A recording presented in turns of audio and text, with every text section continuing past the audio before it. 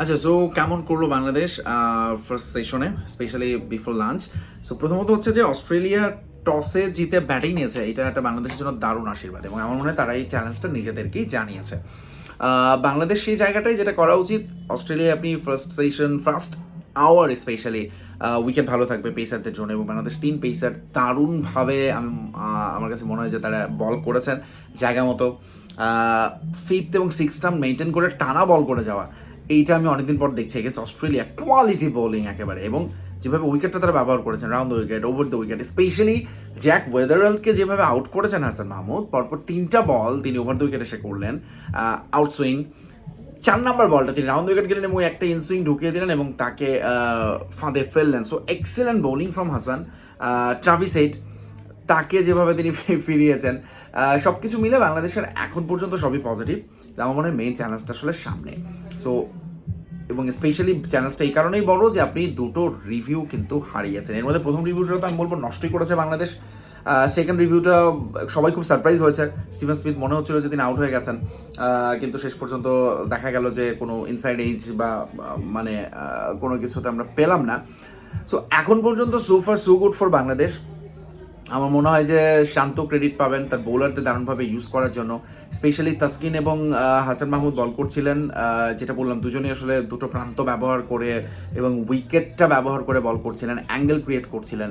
এবং এরপর 9th ওভারে যখন এবাদত বোলিংটা চেঞ্জ হলো, তখনই আসলে ম্যাচটার একটা পার্থক্য তৈরি করতে পেরেছে বাংলাদেশ। কারণটা হচ্ছে যে তারা দুজন খুব ভালো বল করছিলেন, তাসকিন এবং এবাদত, কিন্তু আসলে কেউই ঠিক সেভাবে উইকেটের দেখা কিন্তু পাচ্ছিলেন না। এবং বাংলাদেশ, যেটা বলছিলাম যে কাঙ্ক্ষিত ব্রেক থ্রুর জন্য আসলে অপেক্ষা ছিল এবং সেটা হচ্ছিল না। এবং এরপরে আসলে যখন এবাদত আসলেন, কেন ব্রেক থ্রুটা আসলো? ওই যে বোলিংয়ের পেসটা, ধরুন 130-তে বল করছিলেন হাসান মাহমুদ এবং তাসকিন, সেখানে হঠাৎ করে আমরা দেখলাম যে এবাদত আসলেন, মানে অস্ট্রেলিয়ান ব্যাটাররা দেখলো যে 137, 138-এ বল করছেন, এবং সেটাই আসলে তখন পার্থক্যটা গড়ে দিয়েছে ব্যাটসম্যানদের মধ্যে। এবং এরপরে আর্লি ব্রেক থ্রু হাসান মাহমুদের, ফাইনালি তিনি উইকেটের দেখা পেলেন। এবং তারপরে আমরা দেখলাম যে শেষ পর্যন্ত একেবারে লাঞ্চের আগে শেষ বলে তাসকিনও পার্টিতে যোগ দিয়েছেন এবং তার সেলিব্রেশন দুর্দান্ত। কিন্তু ওই যে দুটো রিভিউ নষ্ট করা বা হারানো, এবং তানজিদ তামিম অমার্জনীয় অপরাধ করেছেন, স্টিভেন স্মিথের ক্যাচ ফেলেছেন। এর আগে অস্ট্রেলিয়ার সঙ্গে নিশ্চয়ই মনে আছে যে তিনি আসলে এরকম স্লিপেই ক্যাচ মিস করেছিলেন, তবে সেটা ছিল অ্যাডাম জ্যাম্পার ক্যাচ।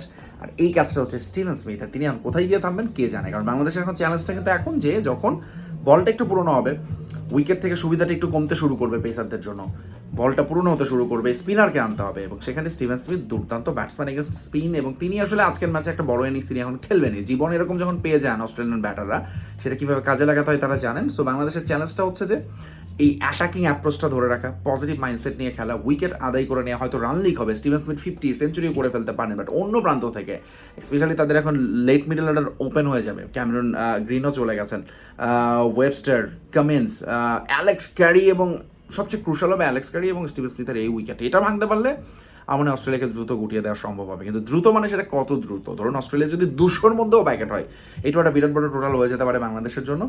স্পেশালি অস্ট্রেলিয়ার ওই বোলিং লাইন আপ এবং বাংলাদেশের টপ অর্ডারের নরবরের টপ অর্ডারের জন্য আসলে এটা টেনশন। সো আমার মনে হয় যে এটা দারুণ খুশির খবর আমাদের জন্য এখন পর্যন্ত, কিন্তু মেইন চ্যালেঞ্জ আসলে এখনও অপেক্ষা এই টেস্টটা।